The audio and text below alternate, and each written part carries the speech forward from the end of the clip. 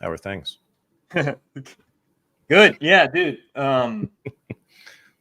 Yes, dude.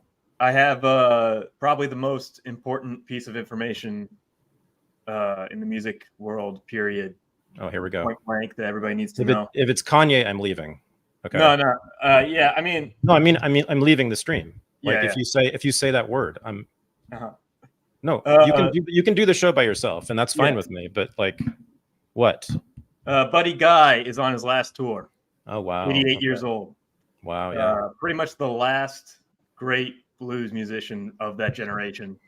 The last guy who was truly a peer of Muddy Waters, peer of Howlin' Wolf, a peer of B.B. King. He's doing his last tour, and he's playing state fairs. He did the Indiana State Fair. I saw him last night, and yeah, everybody, this is probably your last chance to see Buddy Guy, period, ever. He's choosing to stop when he knows he can still do shows. And you want to see an 88-year-old man sing a song called She's 19 Years Old to a crowd of white people. 88-year-old black man. That's what you got to do. I'm sorry. I just have to say something negative. People are like, wait, what? An old blues guy? What the... And this young man who clearly admires him greatly. Why that? Why would you say something negative about all that love? So it's not really. It's Buddy Guy though so he's 88, means he was born in the 30s, late 30s, early 40s. Okay, right, perfect. So almost no one knows this, but there's actually some tremendous scholarship, as they say. Mary Beth Hamilton, tremendous historian who left the profession because academia was so stupid, and now is a yoga teacher in Columbus, Ohio. But before that, she was an amazing historian of Black culture, and she wrote a book about the blues. And I know you've heard me talk about this, but she shows very clearly that the blues before World War II, before Buddy Guy was born, was as nasty and raunchy and violent and sexual as anything in drill hip hop today. Like, no kidding. It was all about fucking and raping and killing. No kidding. And then during and after World War II, all these, yes, it's true, Jewish guys went down south from Brooklyn, Chicago, they lived in the big cities and they heard about this music and they went down there. Some non-Jews too. Alan Lomax was the most famous one. I don't think he was Jewish, but there were a lot of Jewish guys who did this, and they became the first hipsters in the United States. These were the first white people, actually post minstrels of the 19th century, but the first real like modern hipsters were these mostly Jewish guys who went down south and recorded or just listened to and hung out with these like these original blues guys. But then they came back to New York and started like making records off this stuff, right? These became the original record producers, blues record producers. And they quickly realized or immediately understood that they couldn't get over on the mainstream audience with a bunch of black men singing about fucking and killing. And so beginning and during and after World War II, like with so much of American culture, which I've written about in Renegade History, and in particular regarding the ethnicities, there was a massive whitewashing. There was a whitewashing of Jewish culture, the old gangster comedian, black identifying Jewish culture was gone. And also the blues culture, the true blues culture, which is, again, as nasty as anything in hip hop today. And hip hop today is as nasty as it's ever been. And you can look it up. I mean, you can just look up lyrics, just pretty much any blues, look up any blues lyrics from the 1920s. And you'll see what I'm talking about. And so Buddy Guy and others like B.B. King and that whole generation, they were, I won't say created, but you may have noticed that Buddy Guy, B.B. King, as far as I know, don't talk really about fucking and killing much. And they're tremendous blues musicians, no doubt about it, but they were selected by the record companies, by the A&R guys back in the 50s as part of this new presentation of the blues to white audiences. So it is kind of an assimilated music that he was playing, I'm sorry to say, to some extent. I mean, I never heard him talk about this, but it's a fact that like BB King, and I mean, I love BB King. I love these guys. They're incredible musicians. But like lyrically, the content of the lyrics was essentially forced. It was forcibly changed by the record companies. And he's kind of a product of that. So there you go. How's that? I mean, this is a guy who still plays Real Mother for You. I'm not saying it's Mary Poppins. I'm just saying it's, you know, it's like, but it falls within the Overton window of allowable raunchiness within pop music, right? I mean, it's, and it's way less than hip hop. I mean, he's way less nasty than hip hop is, right? He'll still cuss you out to your face now. Like if you piss him off, not in his songs. I mean, no. Another thing, he doesn't even curse in his songs. Like, what's that about? The white man has emasculated him. Okay, so that's what's going on here. If you see him live, he'll curse you out. Anybody will know. If you see Buddy Guy enough times, people don't know. See, the people are thrown by this because they don't know that I hail from a Black nationalist tradition. And well, that is what I just gave everyone there was essentially a Black national. I mean, it's a Black nationalist kind of argument. Because it's assimilationist. So it doesn't mean it's bad. It's just, you know, it's not the original.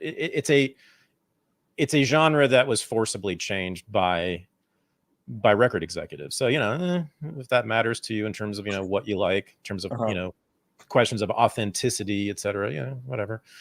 Anyway, next. The man was an actual sharecropper. Like, it doesn't. Okay, so I said the Negro segment of the show is over, so we can move on to geopolitics now.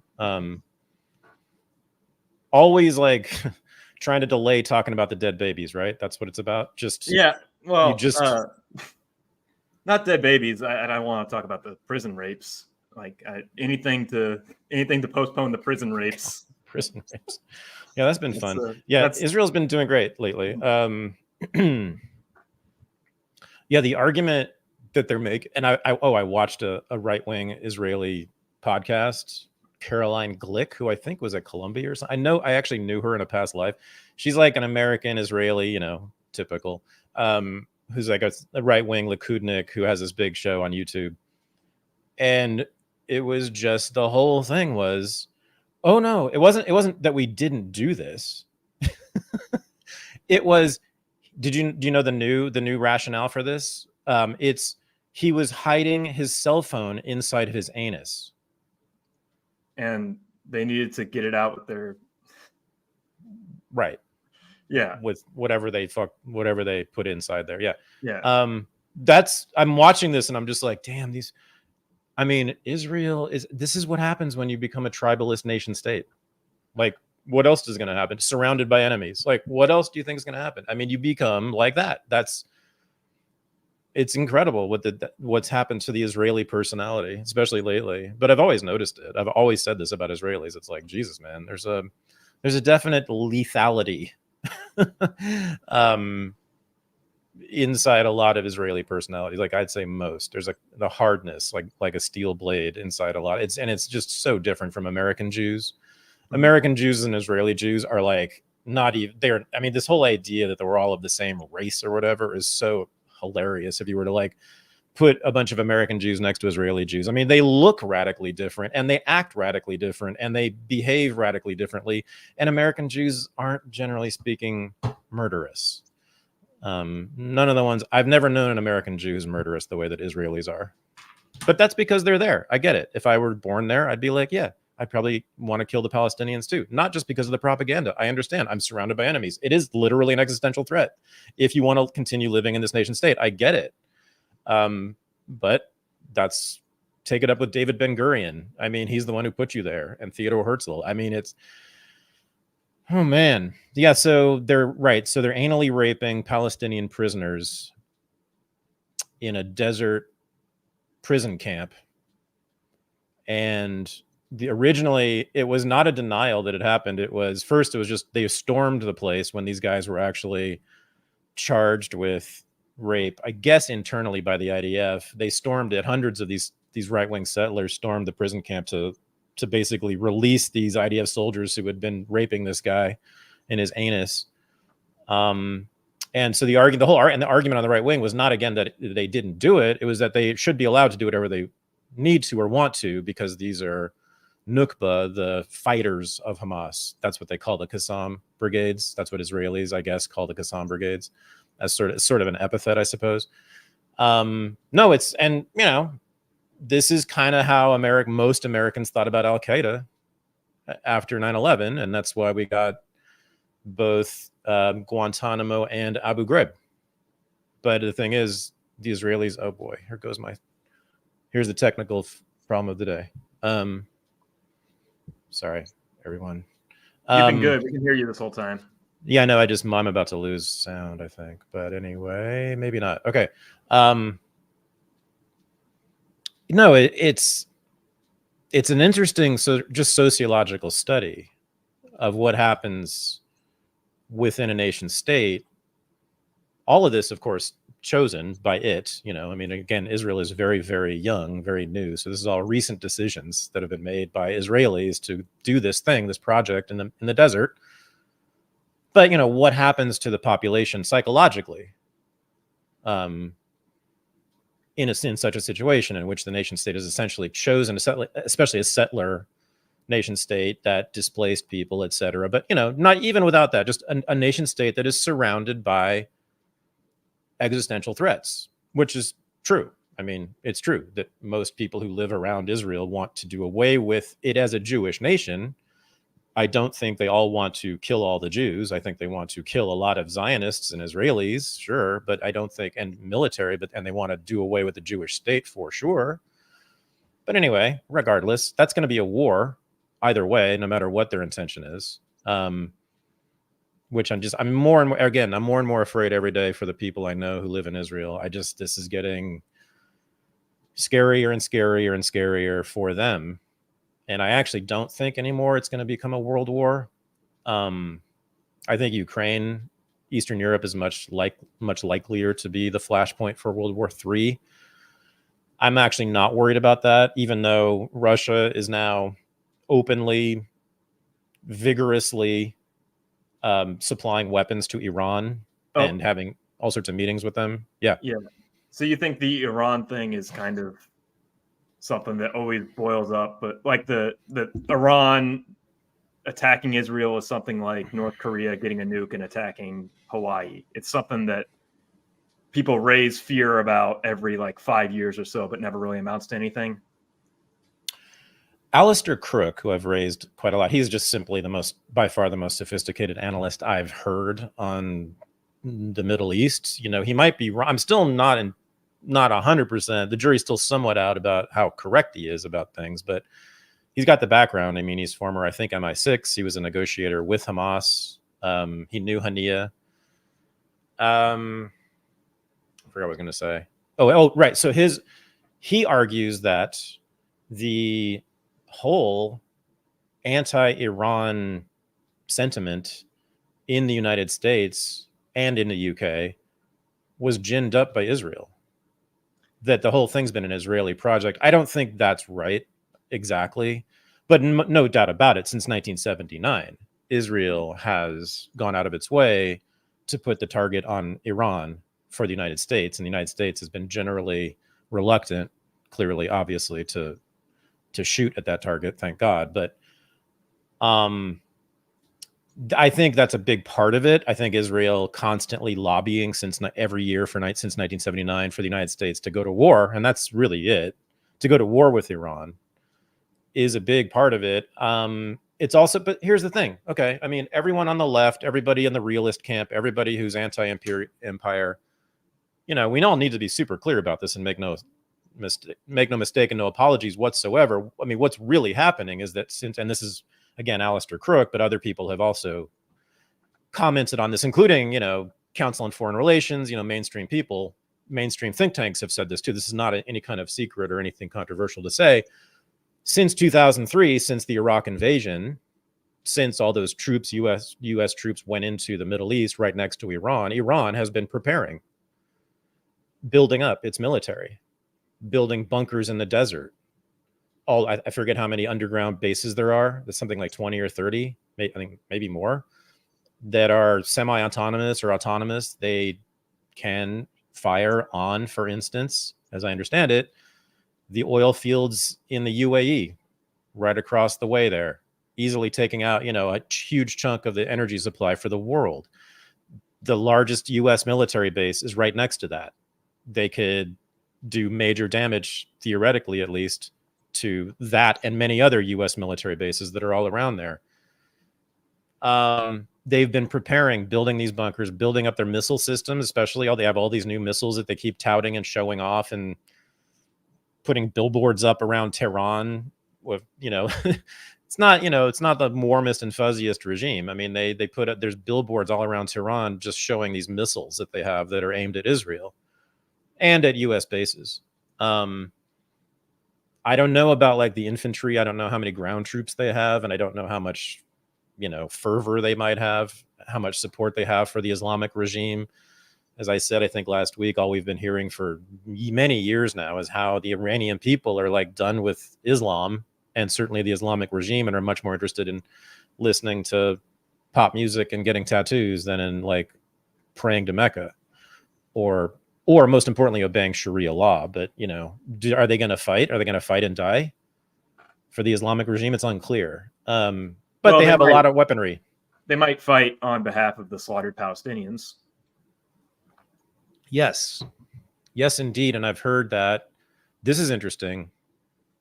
And this was from someone who's inside Iran, Mohammad Marandi, who's mentioned it before. I mean, he's at least allied with the Iranian government ideologically, and he's essentially a supporter of it. I mean, he has said, so he has no reason to say this. He has said that that there was a minority but vigorous opposition political opposition to the Iranian regime within Iran for years, operating. A lot of it funded by the United States, by the National Endowment for Democracy, etc., which is again the greatest untold story about what's really going on there, but some legitimate protests too, for sure. Anti-Sharia law stuff, the women's protest movement, all that. Some of that was organic and some of it was run by the CIA. We just don't know the percentages. And I'd love to know the percentages, but clearly a lot of it was organic. Clearly anti-Iranian regime, clearly pro-West, essentially. And he said, after October 7th, it's gone away. The whole political opposition within Iran has disintegrated since October 7th, because everyone apparently is so furious about Gaza. They were already, I'm sure even most Iranians who are anti-Islamist are also anti-Zionist. So, I mean, but after October, I mean, everybody in the Middle East is just, there is nobody in the Middle East who's Zionist, basically. I mean, it's just, so there, anyway, we're waiting. Everybody's waiting to see what Iran will do in response to this. Mm-hmm.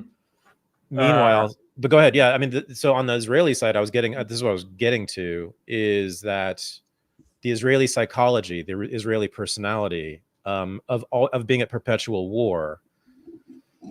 And I have argued for about 22 years now. I wrote a piece in the Daily Beast on this. The logic of Zionism requires that. It's an eternal wartime state. It will never, unless all the Arabs dissolve one day. They knew this, and the Zionists knew this, and they said this, and they said we will have to have an iron wall, meaning a strong military that will always be fighting, and we will always have to be vigilant and essentially always at war, perpetual wartime state, which is again, like, who would want to live in that? But anyway, and so what happened was, though, after 48, after the establishment of the State of Israel, this was the high tide of humanitarian sentiment, right? In sort of global politics, U.S. politics. The United Nations had just been established, basically run by the United States, and had all these highfalutin humanitarian statements in it.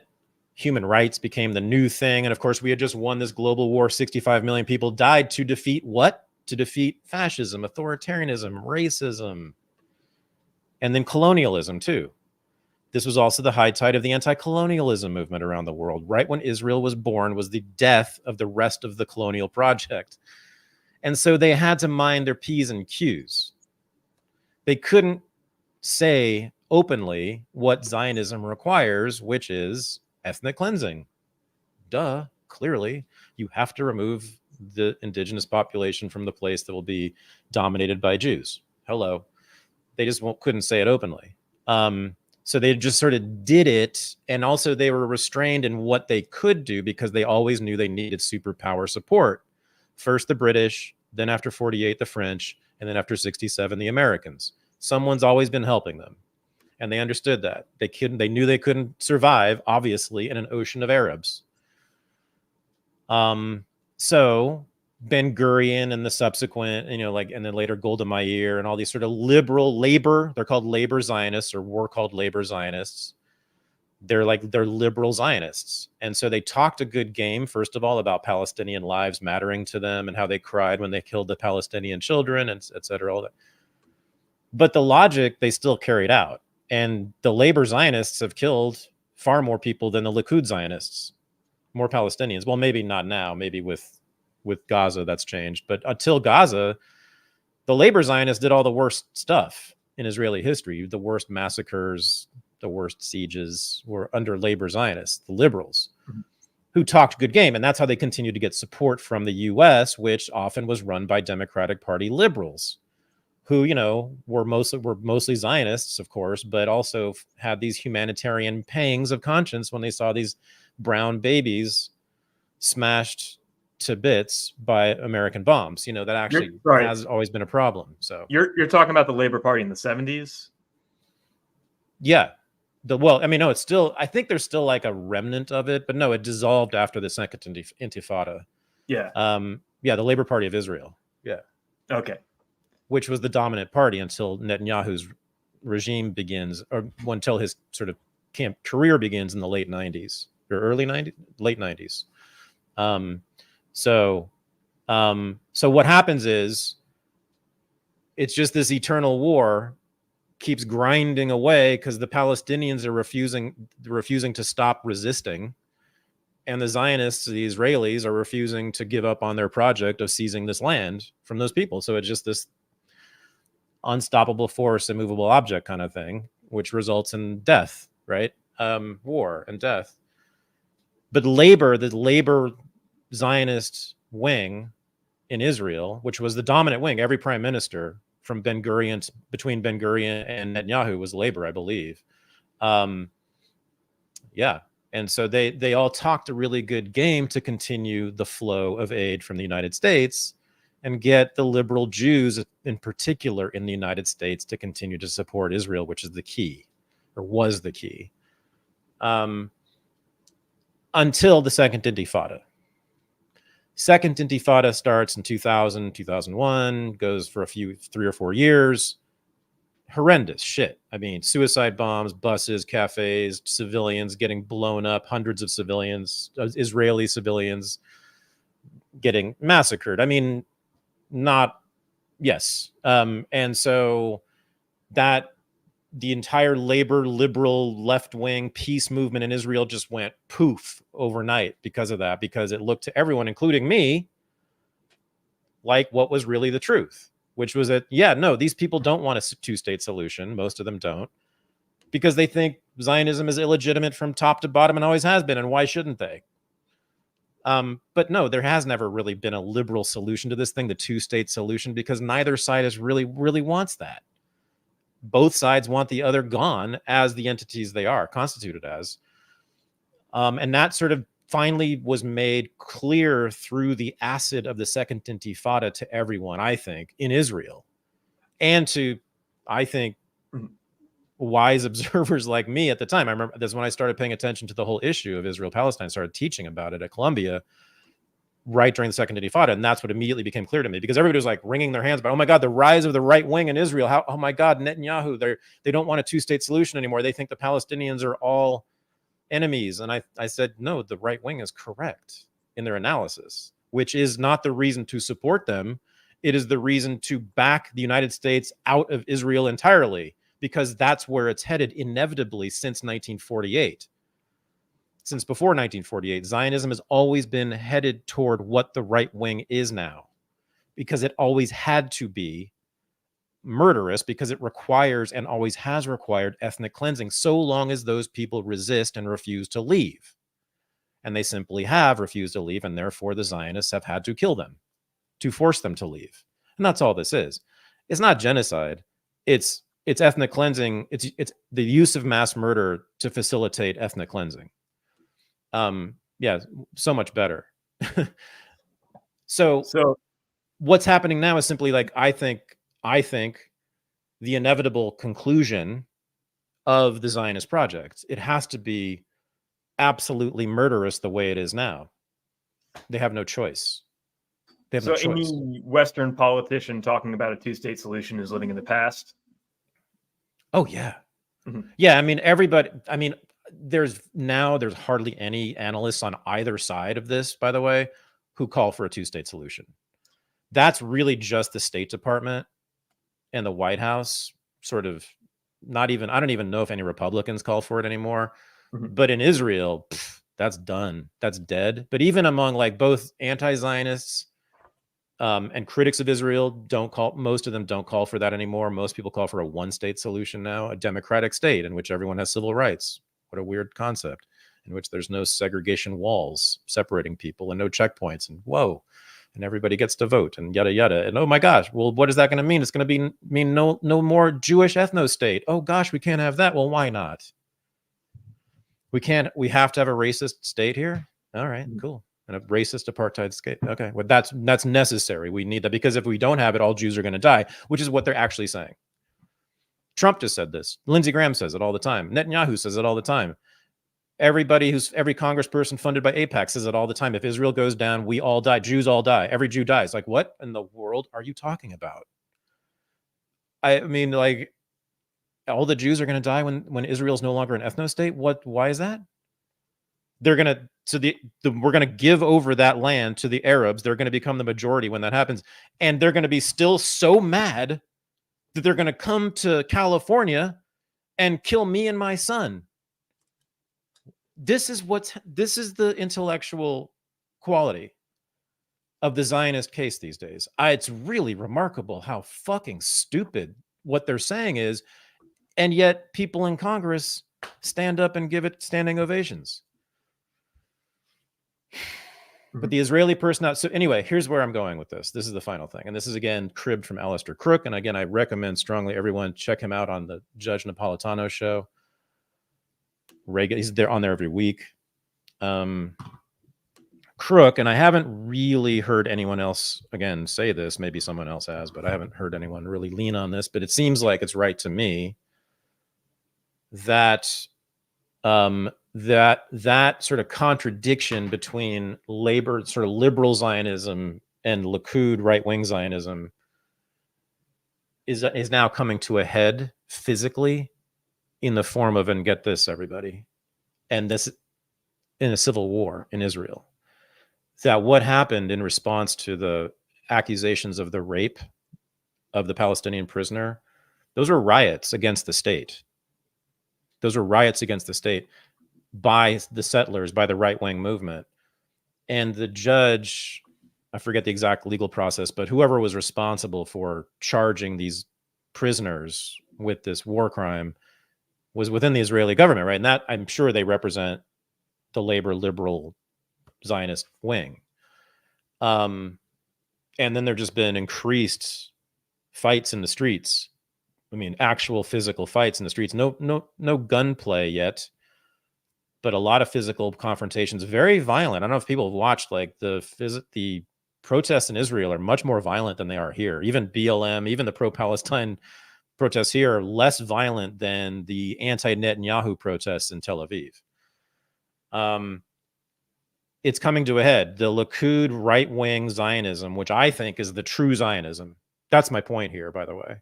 I think Likud is just they're the true Zionists, and the labor Zionists were just putting this veneer, this liberal veneer over Zionism to continue to get funding from the Western democracies. And now the labor liberal Zionists built the state of Israel. They built all those institutions. They built the judiciary. That's why Netanyahu, it's one reason he wanted to demolish the judiciary. The Ashkenazi Jews who founded the state of Israel are overwhelmingly labor liberal Zionists.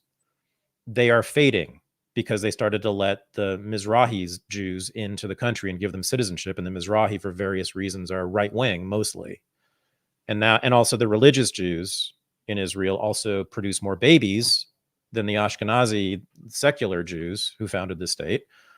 And they also tend to be very right wing. And so the right wing, so there's just basic demographic reasons for the rise of the right wing in Israel, in addition to the Second Intifada, and in addition to, continued violent resistance by the Palestinians, which again is like, if you don't think they should use violent resistance against Israel, I just suggest you take 5 minutes to read the history and tell me what else they should have done. But anyway,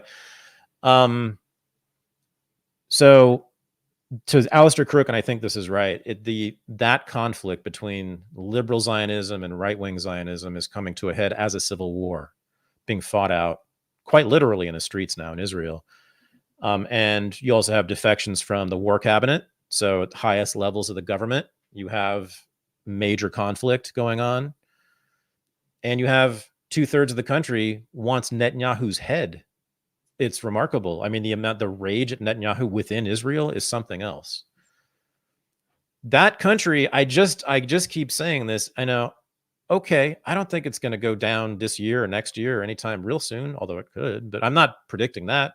But 5 to 10 years, I just simply don't see it. I mean, unless there's some massive, crazy change or a massive war involving the great powers in the Middle East and Israel and Iran and Russia and China. Sure, that could change things, sort of everything, depending on how many people they kill and how many governments they topple and all the rest of it. Yeah, and maybe Israel could be made safer by something like that. And that's exactly what Netanyahu and company are banking on. They want the U.S. to do a big war in the Middle East, as he said at the UN just before October 7th, to create a new Middle East in which, and he showed a big map at the UN, in which there is no Gaza and no West Bank. He showed that just before October 7th. He's been calling for war in the Middle East by the U.S. since forever, since he took office in the late 90s. Yeah. He was the biggest cheerleader for the Iraq war in the world. So this crazy country of Zionists, not Jews, because I swear to God, no Jew acts like this that I've known. Stop calling them Jews.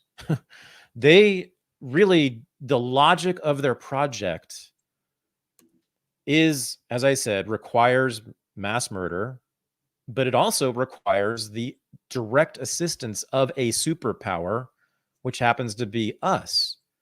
And so we are tied to their murderous project because we've allowed them to do this, to establish this relationship with us. And they are more than happy to drag us into any hellstorm there is, so long as it protects their asses. And this is the whole message that Americans need to get. You don't need to give a shit about the brown babies getting blown up at all. The danger that this country is leading us into is immense. So all we got to do is stop writing checks, stop sharing intelligence, and stop sending them bombs. It's super simple. We don't have to have any battle with them. We just stop sending them stuff and stop helping them. Stop taking phone calls from them. What does FKH stand for? I don't know if there's a major figure with the initials KH, and then F might be like F. Scott Fitzgerald. So F. Kamala Harris, maybe. Someone in the chat said just put FKH. I'm not, yeah. Just interesting. Okay. Yeah. So there you have it. Meanwhile, did you hear about Ukraine today? Just started, I think, 2 hours ago.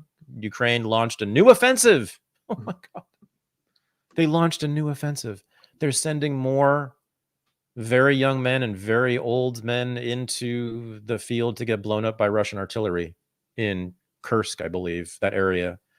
It is just stunning. I mean, every 2 or 3 months, they lose another crucial town or city like Bakhmut or Avdiivka or something, or they lose another piece of territory, and the stats come out about how many dead Ukrainians there are, and there's all these people are refusing, women in the streets fighting to save their husbands from being drafted, and all this. I mean, it's like, and yet they're launching an offensive.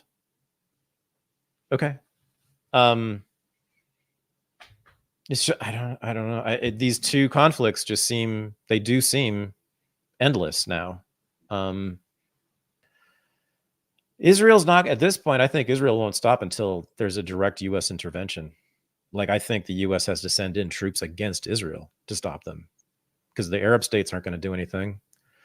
I mean, it's possible. Erdogan has almost threatened multiple times to do something militarily. Actually, he's really sounded militant, which is stunning from a NATO member. This is the head of Turkey. But apparently within Turkey, the pro-Palestine, anti-Israel sentiment is off the charts. Like, I heard that after October 7th, when the war started, there were young men all over Turkey, like, lining up to sign up to fight anywhere against Israel.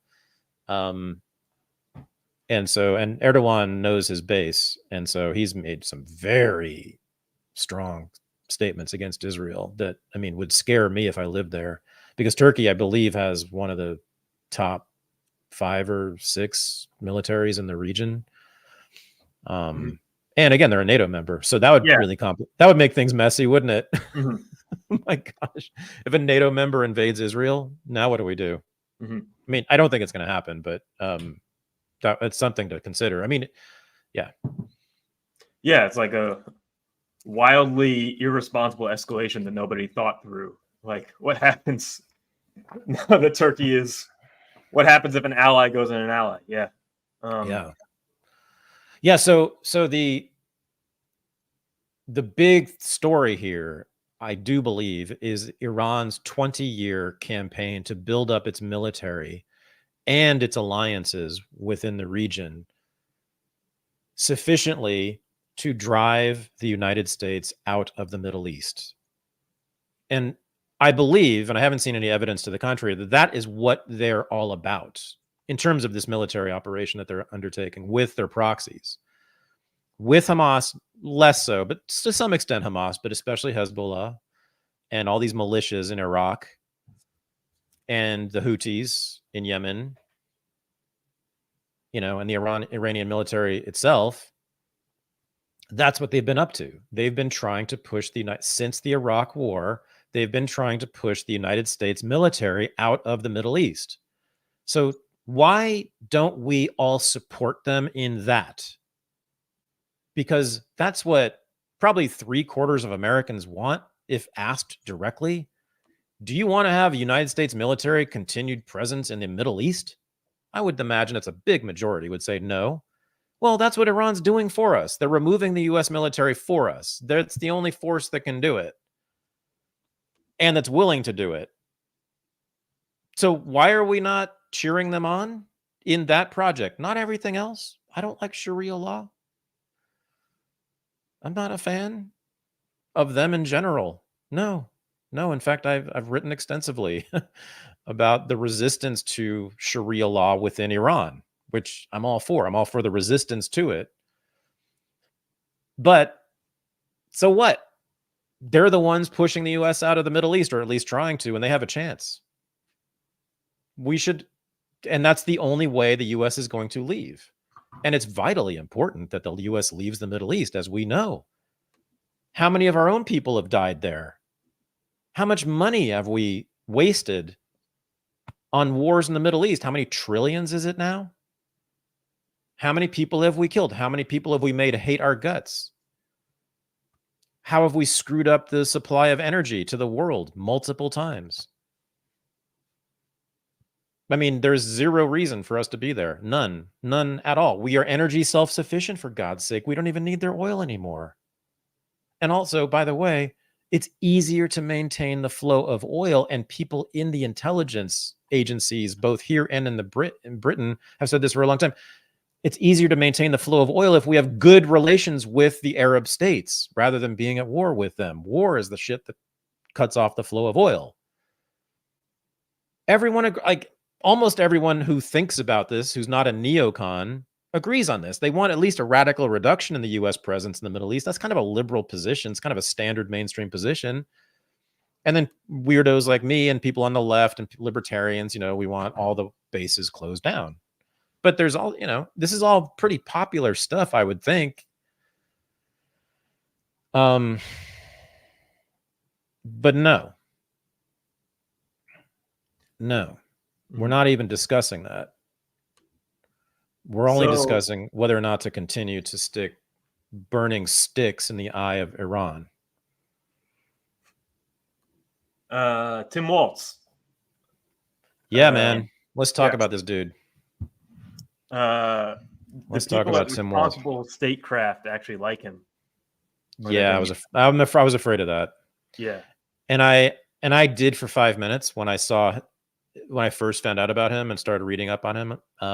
The first thing I saw was that he did a really great thing, which was, I think, in a couple pieces of legislation. Apparently within the Congress, he is the lead advocate for restoring congressional power over war making, which has been, since Vietnam, has been the principal means by which presidents have waged these wars unilaterally my entire lifetime, since Gulf of Tonkin, of course. They have my entire lifetime. In fact, a year before I was born, they started doing this. Presidents, as we all know now, they do wars on their own without congressional approval. And apparently Walz has been the guy, I didn't know this until just yesterday, has been the guy calling to restore congressional power, which is amazing and huge and awesome, massive. I mean, that was like Ron Paul's biggest cause. I'm assuming Walz is a Wellstoneite. Paul Wellstone was this very lefty progressive senator from Minnesota who died in a plane crash about 20-ish years ago. And people know, I'm sure many people know about Minnesota's very left-wing kind of social democratic populist tradition. It's the Farmer Labor Party is there, has its own liberal party there, which is not part of the Democratic Party. It's its own party, but they often are in coalition with the Democrats. But they're kind of like, not kind of like, they are heartland socialists, which is a tradition. It's an American tradition in the Midwest. The Socialist Party in the United States, at its height in the early 20th century, was biggest and most powerful and most popular in the Midwest, including my family. My father's family lived in the Midwest, and the major portions of it were members of the SP. And he comes out of that tradition. And so he signed that bill. Now it's famous because of the video. The law giving, I didn't know this, pretty radical, free breakfast and lunch to every school child in Minnesota, which I want to know how much that costs. I hope it's cheap. It's great. I mean, if it doesn't cost anything, great. I just, wonder about taxes, et cetera. What does it cost and who does it cost exactly? But, great clip. I mean, again, I'm all for it if it doesn't cost anything. That's what people kind of deny. But, and also I don't love children being basically raised at the teat of the government. The government is your provider, provides you with food, children. All the poor kids in Minnesota become wards of the state. So if there are no strings attached, then it's all fine. It's just that they begin to think, well, this is where I get my food from. The state must be good.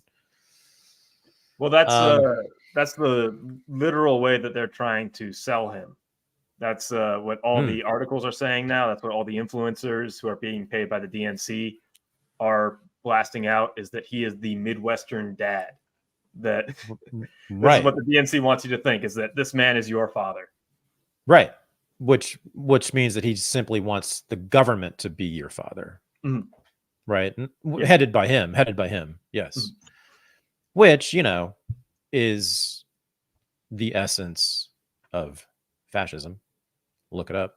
The patriarchal state with a cult of personality around the head of state. The head of state acting as a beneficent father to the loyal citizenry. Mhm.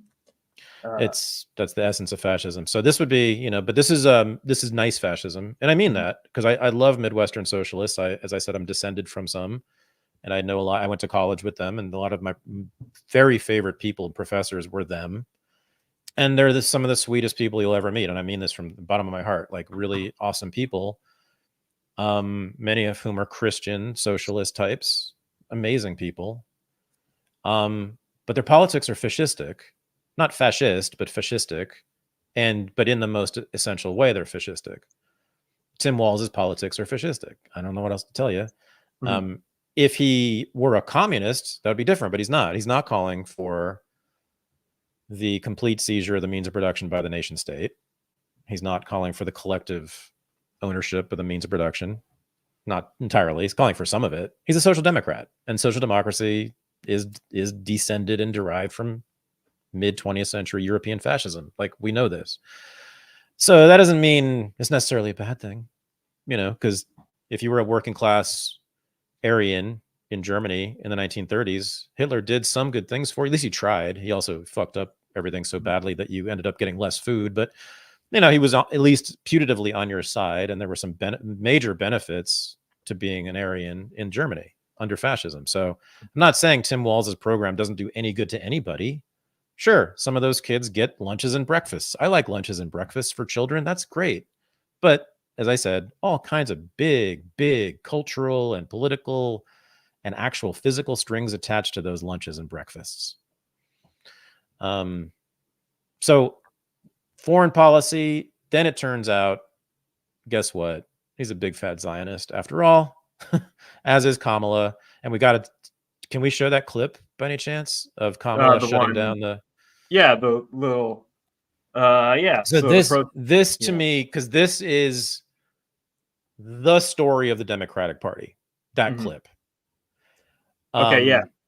It's the whole story of the Democratic Party for the last 75 years, right there. And this is, I mean, you can't see the protesters, but this is how Kamala... So, yet we have to set it up because you can't hear them speaking. So she's doing an event. You'll see she's doing an event, and she's being heckled, but you can't hear what they're saying. We know that she was being heckled by pro-Palestine protesters. I don't know. No one knows, or at least I don't know what they were saying specifically, but they were pro-Palestine, saying something about genocide, no doubt.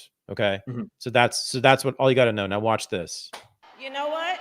If you want Donald Trump to win, then say that. Otherwise, I'm speaking.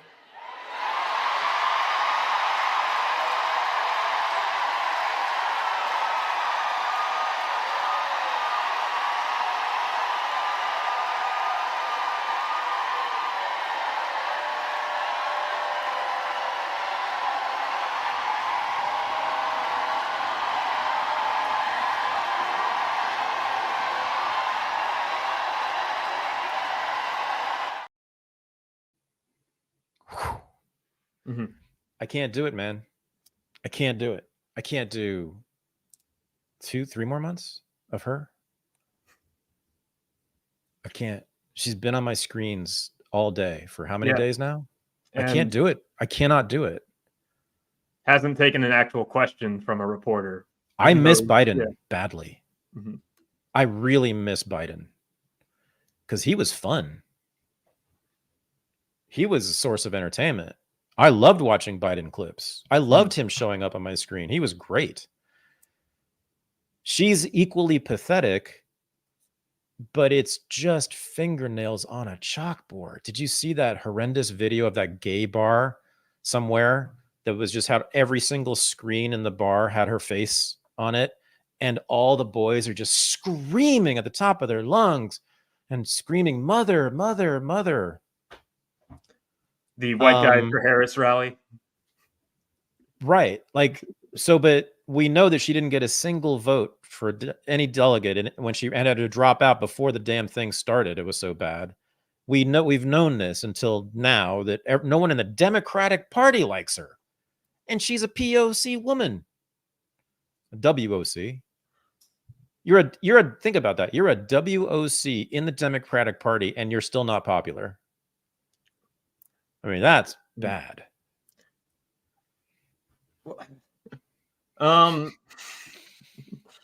But those gay boys, man, I wanted to choke every fucking one of them. Yeah. So that the Kamala Harris "I'm speaking" thing is also a callback to the vice president debate. So like, which was an incredibly horrible scripted moment as well. Yeah, they're really, really, really trying to force her to happen. And yeah, it's so brave. It was so brave of her, and especially now for her to say "I'm speaking." yeah, for her to stand up for her right to speak was just wow. I'm like, damn, Rosa Parks. At first she did it to Mike Pence, and now she's doing it to her own base. Yeah, yeah, because Mike Pence. I need to get pornographic, but I won't. I'll just suppress the need right now. But Mike Pence was he was shutting her up, man. He was stopping her from speaking her truth. Good looking man, but he was her bravery really. Willie Brown, man. She was cute though back then. Yeah, I mean, still is. I mean, I like following the campaign just because she's putting on a fake black accent everywhere she goes, which like is, you can tell she's having fun with it. You can tell that it's a lot of fun for her to pretend to be black. There was the clip of her in front of the United Auto Workers going, "We like to do some hard work around here." Can I ask you a question? Yeah. What is Kamala Harris's specific policy proposal on abortion? On abortion? On anything. On anything, yeah. No, that was the big thing also, is that Tim Walz had a biography added to the Kamala Harris campaign website. There was a biography, there was messaging, nothing about policy proposals. So this is a campaign without even Walz, who was all about policies because he's a progressive. Yeah. That's all they do is policies. Even he's not into policies. No, but abortion is the issue that she actually mentions.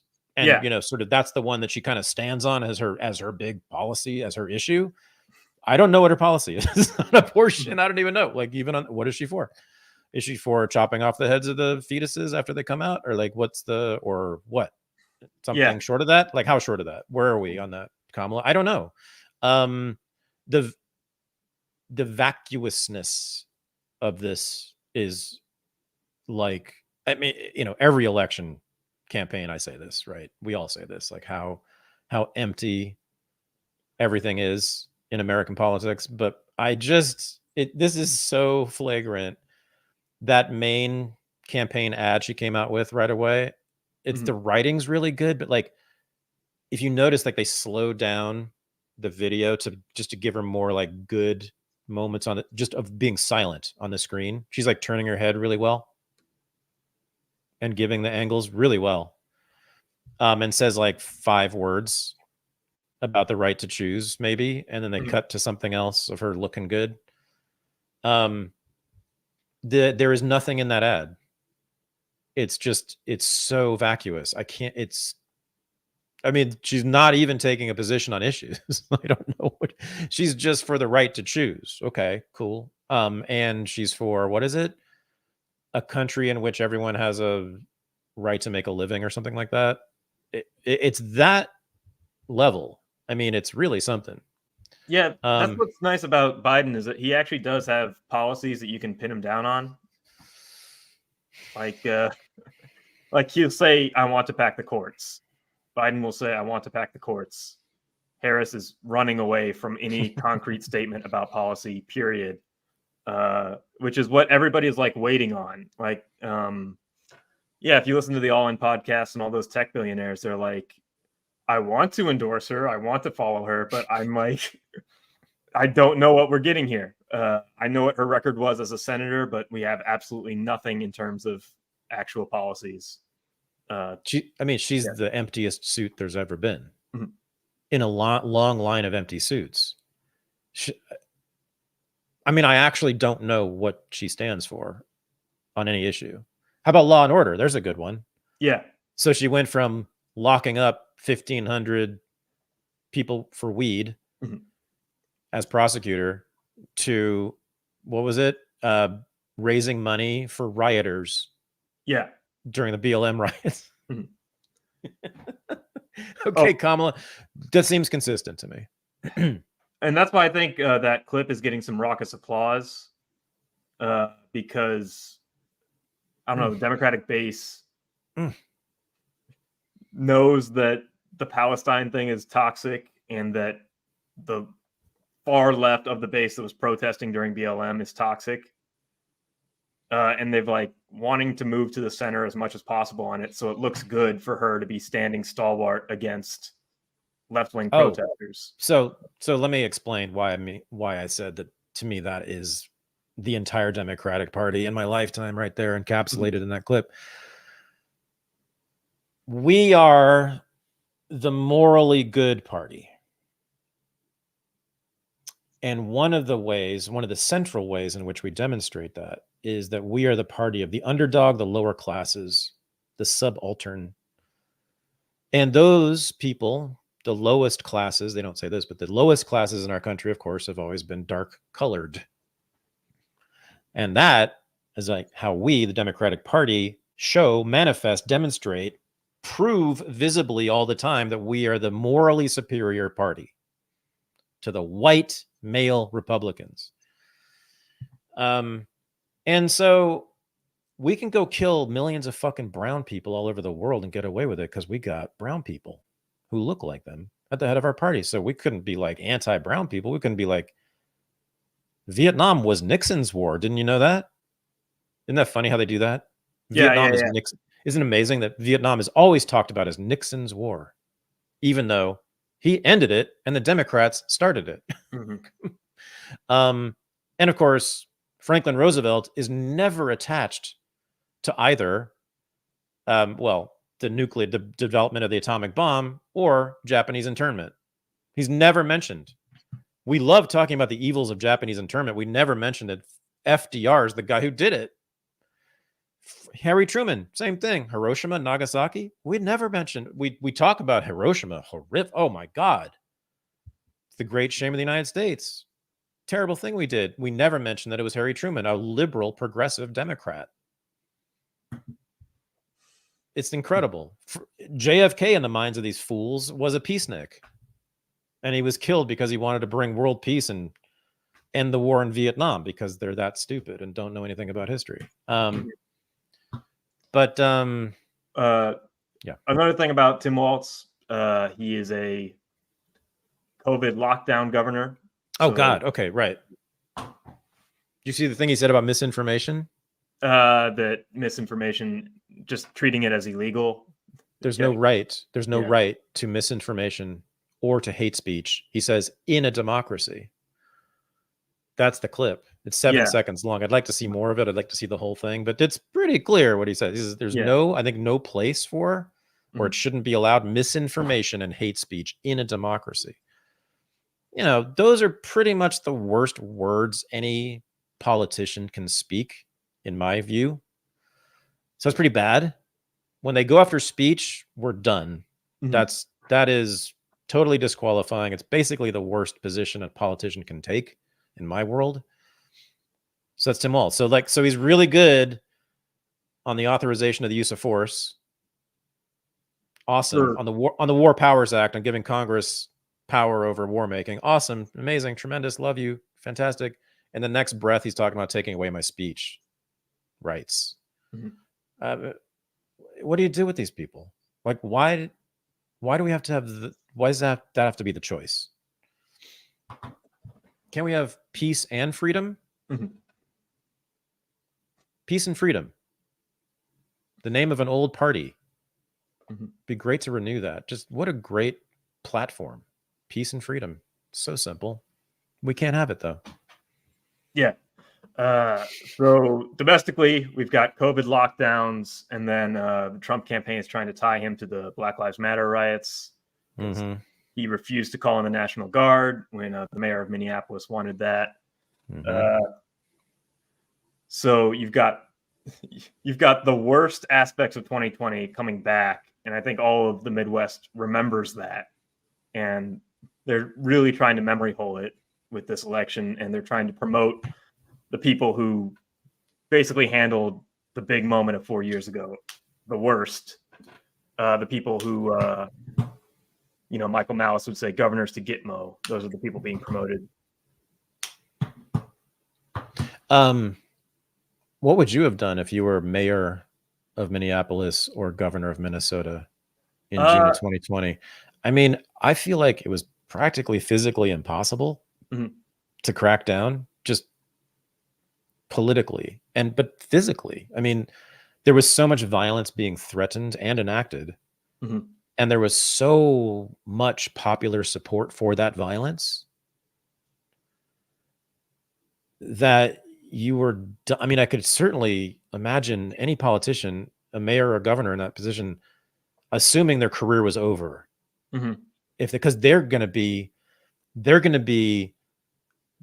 Detroit and Newark in 1967 when they called in the National Guard. They're going to be, the great villains in American history. They're going to be that chapter in the history book. They're going to be that governor who called in the National Guard against black people. Good Lord, man. But also there was so much violence being threatened. I mean, they did burn down a precinct house in Minneapolis, and they were threatening, and they easily could have done more. I mean, we saw this. We saw the energy in the streets then. It was no small matter for a guy who OD'd on meth. Oh, it was fentanyl. Sorry, fentanyl and meth. Both. It was both. It was both. Yeah, no, he had triple the lethal dose of fentanyl and meth as well, both in his system. Yeah, no, but it was definitely Chauvin putting his knee on his neck, on the back of his neck. Yeah, sure. So isn't that the weirdest thing? Like, I've known since that happened. I remember the day after, I said on Thursday night, I said to our patrons on Thursday night at the Unregistered Live, I was like, no, I don't know. He clearly wasn't killed by Chauvin. And people, like, fans of my show were like pissed off at me. And it's just obvious to me. I mean, I was looking at the videos, like, even that, before I knew what was in his system, I was like, no, he's not choking to death. I know if you've watched jiu-jitsu, if you've watched the UFC, if you've trained in it at all, you know what had happened to me at the end of Icarus Fest. Did you see that? I got choked out. Oh, yeah. I was doing jiu-jitsu a little bit. Yeah, I took a video of it. Yeah. Oh, really? I got almost choked out. I went almost black. Yeah, you know what it looks like, and that's not it. So just so but it's incredible. Like, this absolute hellstorm erupted over it, which we're still dealing with. And people still overwhelmingly assume that was just racist murder. I mean, if I were to say this to my lefty friends who I went to college with, they would never speak to me. I mean it. They would never. This would be even worse than my position on climate change to them. This would be like, you are denying that was a racist murder of George Floyd.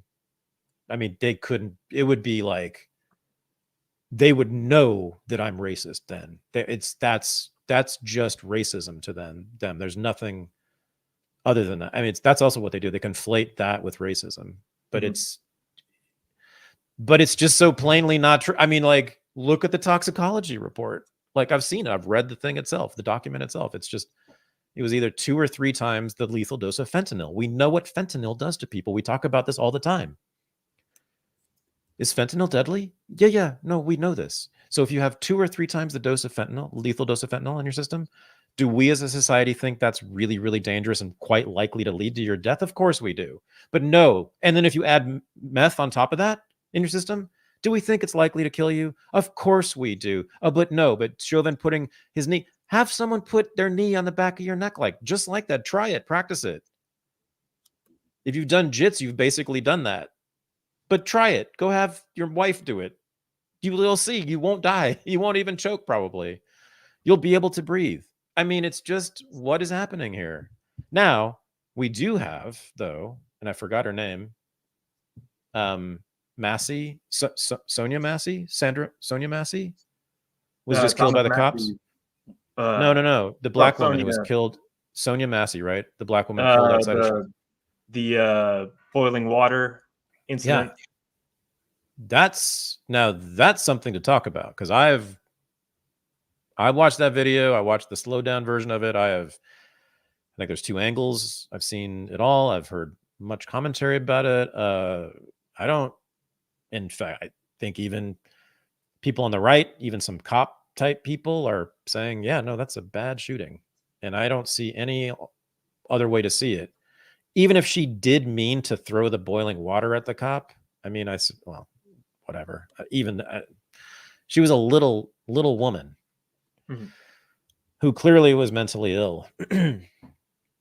But it does happen. It just happens far, far less than we are led to believe by Black Lives Matter and our own imaginations. We got into our minds, and I was one of these people that it happens all the time. It's actually quite rare, but anyway. And yeah, that incident was used for DNC fundraising pretty much right after Kamala announced. Yeah. Oh, wow. Yeah. That's why that became a story. That's why it surfaced. It was immediately used for fundraising. Yeah. The Clinton Democrats, led sort of by James Carville and Hillary, sort of behind the scenes, and Bill to some extent, and that whole crew from the 90s, they're still around, and they still obviously have a lot of power within the party. I was watching an interview with James Carville just the other day. He's useful because he's very honest about what goes on inside the party, and it was actually an interview with Bill Kristol, and of course they're on the same team now, so they could sort of loosen up and open up to each other, because they're totally, now it's revealed, oh, the neocons have always been really Democrats. Okay, cool. And they talk like brothers now, which is finally, we're revealing the truth here. The Democrats are the real home of the neocons, and the actual birthplace of what people call neoconservatism, which is actually just American exceptionalism, American imperialism. They're just the naked form of it. That's all neoconservatism is. It's just, again, like with Israel, it's sort of it's like with the liberal Zionists, it's just like a veneer over what it really is. James Carville, like, makes no bones about it. And he kind of uses that term too. He fucking hates Black Lives Matter. I think he calls them a glorified real estate investment firm. But he goes on, he says, these people are, not only are they always wrong, they fuck up everything. There's a real hatred within the Democratic Party, in the establishment of the party, hatred of the squad.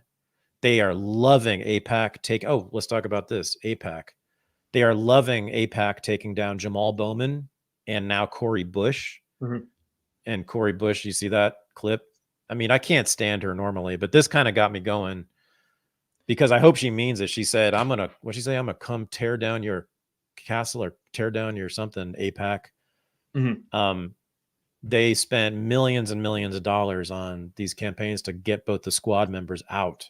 So we now have 2 fewer anti-Israel voices in Congress because of AIPAC. I forgot where were we? I was going somewhere there. What were we talking about before that? Track. I know. Chat, help us out. What should we talk about? Yeah. So we were talking Floyd. about Floyd, and then how to get to AIPAC. Black Lives Matter being used. The establishment, the DP, the the Democratic Party, the double penetration establishment. They do not like the squad. They don't like the left wing. They hate the pro-Palestine wing in the Democratic Party. And I found that out very fully from James Carville. He's a very useful guy. So that's something to keep in mind as we go into the Democratic convention the week after next. There are multiple fights going on. There's, the Bernie wing, which is also largely the pro-Palestine wing. Really at war with this divide. And Kamala is like kind of straddling. Yeah. She's got one foot in each camp. So it's going to be interesting to see how she deals with that. On this divide, is Josh Shapiro being snubbed anti-Semitism within the party, or is it like, does his Jewish identity have something to do with him being snubbed? Because it almost seemed like for certain it was going to be Shapiro. We have kept the Jews out of the White House forever. We've never allowed. Why would we let them in now? They run things behind the scenes. Okay, it's stupid to let them come out in front. All right. Thank you for relaying the internal memo of Zog. What? But that's correct, dude. Yeah. I mean, I have one word, Rahm Emanuel. But, he reminded me, having grown up in the left, I remember noticing, even when I was like very young and a total lefty socialist type and like loved all like Jesse Jackson and Ron Dellums and stuff and all these awesome left-wing black politicians and Martin Luther King and the Black Civil Rights Movement, the civil rights organizations, all these black Congress people at the time, like they all had Jewish advisors. They just did. They had Jewish advisors and Jewish money. Like I knew personally people who funded Ron Dellums' campaigns here. Ron Dellums was this very impressive, very smart, very left-wing. Ron Dellums was basically, he was a DSA member and he was the my congressperson my whole life growing up in Berkeley. Yeah, he was funded by a good friend of the family, Jewish lefty, but there were lots of those. I mean, it's Stanley Levinson was King's main advisor, Jewish communist. It goes on and on. Jesse Jackson, I actually also knew. I used to work for Jesse Jackson's, one of his campaign managers, a Jewish guy. It's just true. It's just true. But yet we've never had a president or a vice president or even a major candidate who was Jewish. Isn't that interesting? It's almost like, it is interesting, actually, the more I think about that, because Jews are so involved in American politics and always have been so involved. And yet there's never been a major Jewish candidate. I mean, Shapiro, governor of Pennsylvania, that's as big as it gets for it, I think. Is that maybe? I can't think of another. There was never a. As far as an elected official.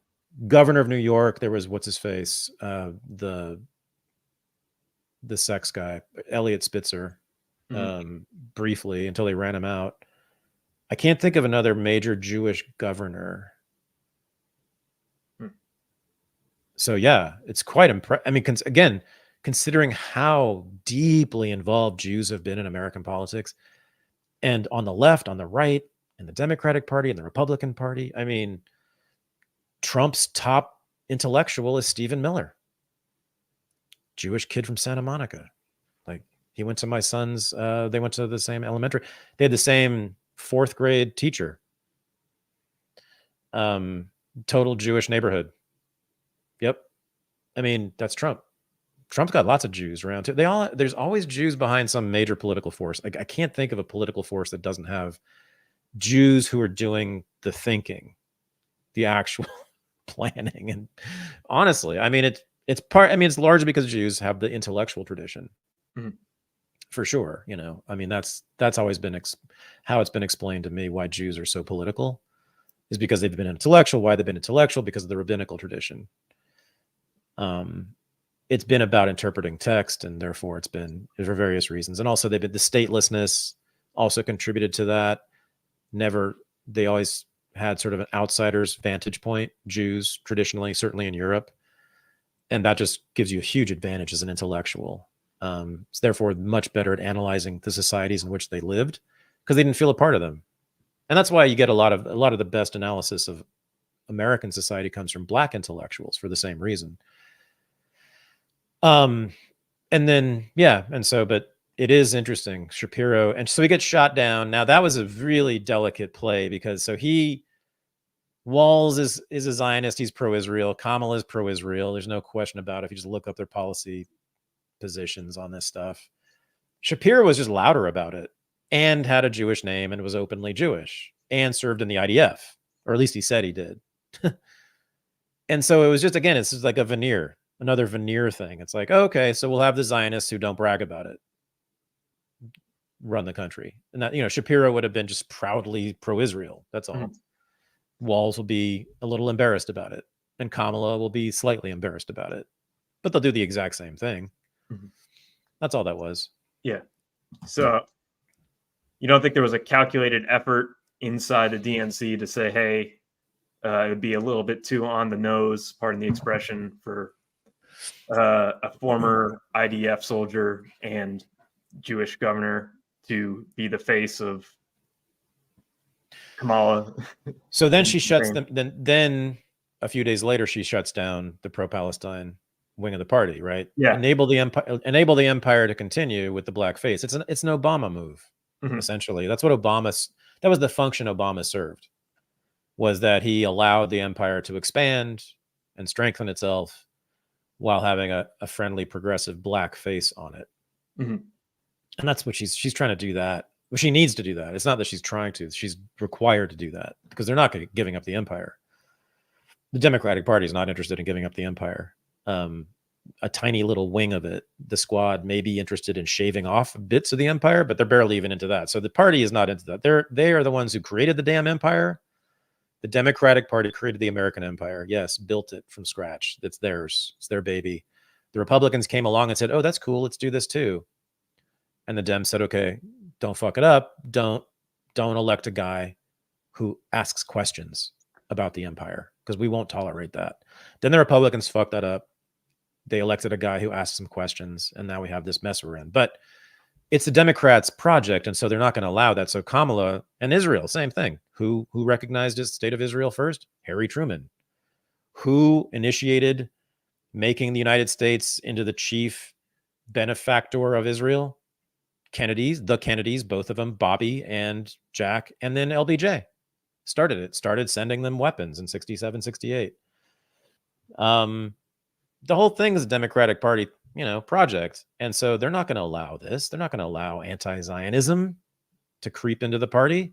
They got a real problem on their hands because half the party is, I think, basically anti-Zionist now, like not just critics of Israel anymore. But like, I would bet you that something like half of Democrats, registered Democrats, are like really not into the idea of a Jewish state. That's probably true. I haven't seen that to prove it, but I bet you it's roughly right. So it's not going to, and they are mad too. It's not just a passing, interest among people. They're never going to forgive Israel. They're never going to think of Israel as anything but a baby killing state. So it'd be interesting. I can't wait to see the Democrats deal with this at their convention in Chicago, of all places. Yeah. Just delicious. Just like 68. But man, we got to talk about the UK real quick before we go. Yeah. Great song, White Riot. Everybody go listen to it. The Clash, which was actually, the lyrics are funny. I reread those lyrics. I forgot. It's Joe Strummer calling for the white working class in England to have riots like blacks were doing in this was in the 70s. He wrote it in, I think, in 76. And there were pretty large riots among the West Indian immigrant population in London, even back then, 76. And Strummer, being the lefty that he was, said, instead of denouncing them, he said, no, white people should do this too. And that's kind of what we had. Now, have you seen, I haven't gotten to the bottom of it. Like, what's your sense of, and actually, I know by 2 degrees of separation, I know someone whose house was damaged in one of the riots in the UK, but I don't know. And I asked, I said, so which side was it? And they wouldn't tell me. Do you have a sense, being a racist that you are, which makes you more clear-eyed, do you have a sense of percentages of how many were white riots and how many were Muslim riots? Well, I mean, the most violent rhetoric I've seen has been from like pro-Gaza Muslim rioters. There was the guy, the Labor Party guy, who got arrested for inciting, like let's cut the throats of these Nazi protesters. What was his name? Johnson? What was the guy's name? Pulling it up. The most violent rhetoric I've seen, like actual violent rhetoric and violent demonstrations I've seen, have been coming from Muslims. Oh yeah? Yeah. I mean, I saw 3 clips of a bunch of white people beating the shit out of brown people, which you almost never see, by the way. So like, it was striking. I mean, you never see that in the United States. Yeah. And I never, like never. And I've rarely seen it in the UK either. It's really rare these days, but it was absolutely, again, I don't know the context. I don't know what set it off. It could be some story that exonerates the attackers. I mean, that's possible, but it was absolutely like 10 to 20 to 30 white dudes beating the shit out of a black guy in 2 or 3 cases, like on the street. Those are the videos you're seeing on the street? Yeah, I've seen at least 2 or 3 of them, and they were just unambiguously that. Now, again, like maybe the black guy had just like walked up to somebody and punched them in the face. You know, I don't know, but there was unequivocally that's what it was, at least in the video. And I can't remember ever seeing that anywhere. Isn't that amazing? Like these fantasies that leftists have about like white racists, you know, attacking. It's like, well, that's the first time I've actually seen it. And I'm not even sure it was racist. I mean, it probably was, but like still haven't seen it in the United States. Still not at all. Historically, yes. Before our lifetimes, well before, yes, but like in my lifetime, I've never seen that happen. So, so you think though, but it was started in response to this killing of these kids at this dance school, right? Yes. Well, not dance school. It was like a community performance thing. It was like a night out. I thought it was a dance studio. Mm-hmm. Doesn't matter.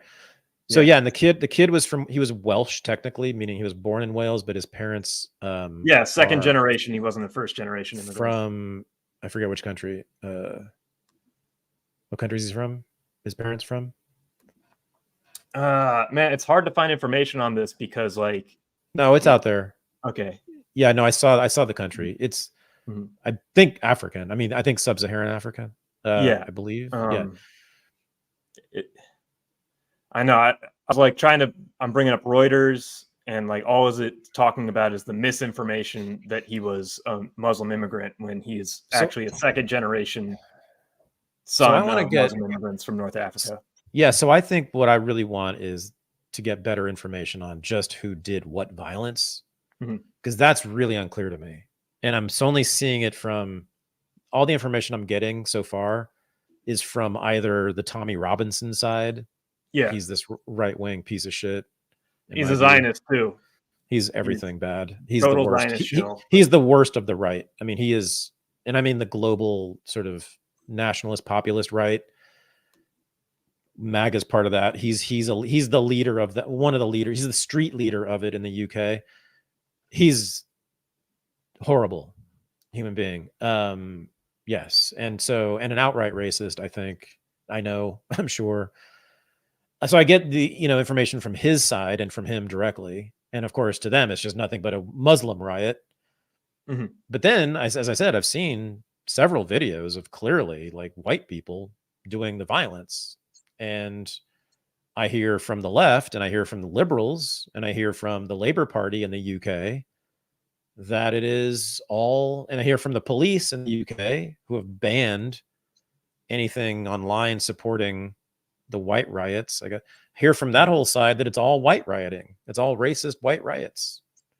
So I need to know more. But again, it just speaks to the bigger issue, of course, which is about mass immigration in the UK and in Europe, which has changed. I mean, God, the Olympics, for God's sake, have you watched any of the Olympics? It's amazing just to watch what's happened to Europe.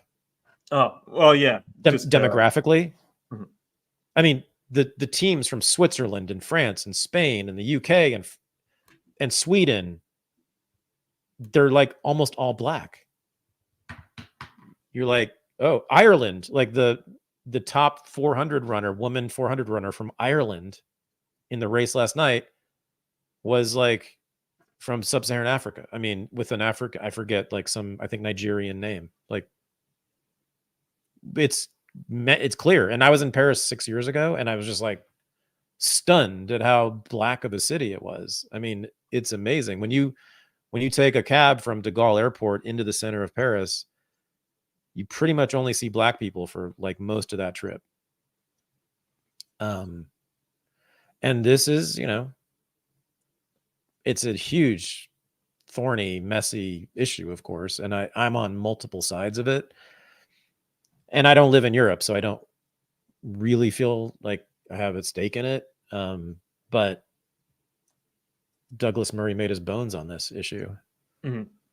And he has a point. There is a death of Europe going on.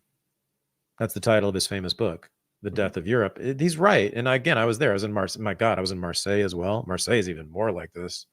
Holy shit. I mean, Marseille, I don't remember seeing any white people in Marseille. It's a major city.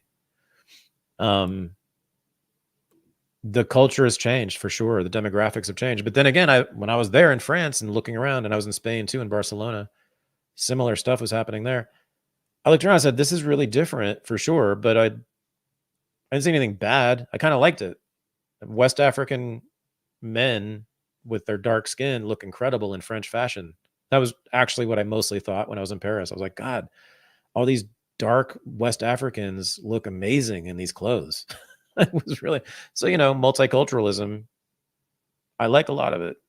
The hip hop scene in France is the best in the world. It's better than the United States, by the way. Don't you think? I don't speak Europe. Dude, just because they're all homosexual doesn't mean they don't have anything useful to say. Mm-hmm. Just because they're European means they have nothing useful to say. Because they're homosexuals, yeah. So, I mean, they kind of are. I mean, European homosexual, that's redundant, but yeah. Well, yeah, and the British and French especially, I mean, they just kind of are. That's what sets them apart from Americans. And by the way, this is actually what the founding fathers said. Exactly. That they were effeminate, that's the Europeans were effeminate. We were the masculine nation. That's what they've always, so like, I know of what I speak here. No, French hip hop is better than American hip hop. Check it out. It's amazing. Their actual lyricists are in France. They don't exist here anymore. They actually make beats. They actually do sampling. They actually make really good music.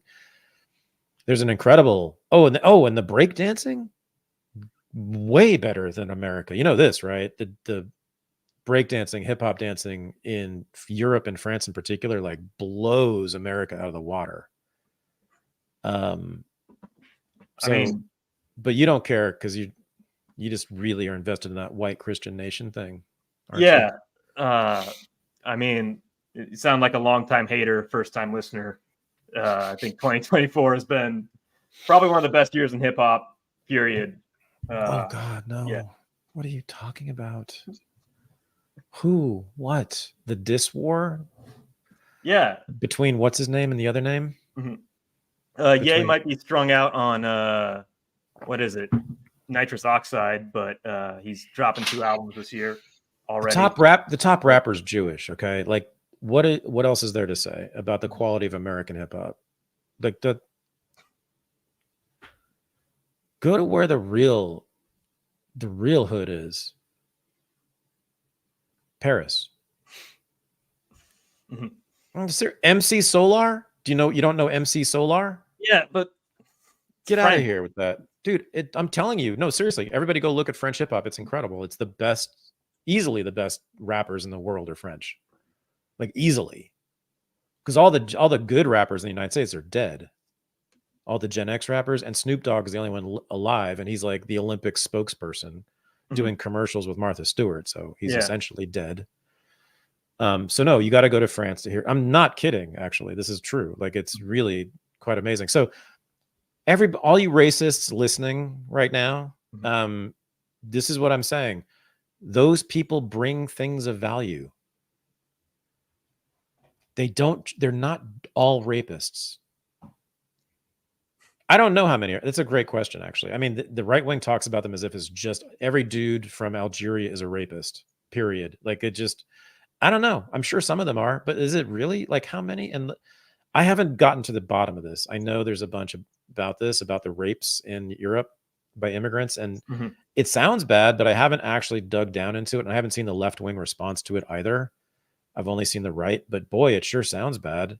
What do you think? Do you think it's true? Like it's just that much more dangerous for women in places like Stockholm because of the migrants, that you're really likely to get raped? I don't know. Man, this is something that was big 10 years ago, and I haven't heard it since then. Like Tommy Robinson made his bones 10 years ago, but right. I can only. We're at 8:41. We gotta go after show. Hell yeah. The Zoom link is in the patron page. So if you want to join us at Unregistered Live, which is our hangout on Zoom right after Unreported, meaning right now, go to patreon.com/unregistered. Boom. There it is. Patreon.com/unregistered. Become a patron at any level. $5 a month is all you need to do to hang out with us at Unregistered Live, which is the highlight of my week every Thursday night. That's that. Mostly, actually, we just say stuff about Jews. As opposed to what we do on this show. And black. Well, we try to mix in the blacks on this show. No, yeah, there's a lot. It's mostly just racist stuff. And so, well, also we've been neglecting the misogyny. I was going to say that to you. You have some very, very intelligent misogynist takes that I think people should hear. So we should next week. Let's get into that. Okay. It'll be the He-Man Woman Haters Club next week. Yeah. No, I mean, it's really, there's a lot of wisdom in your misogyny. And I think it's a shame that people aren't enlightened by it. So let's try to bring that out next week. Okay, buddy? Okay, great.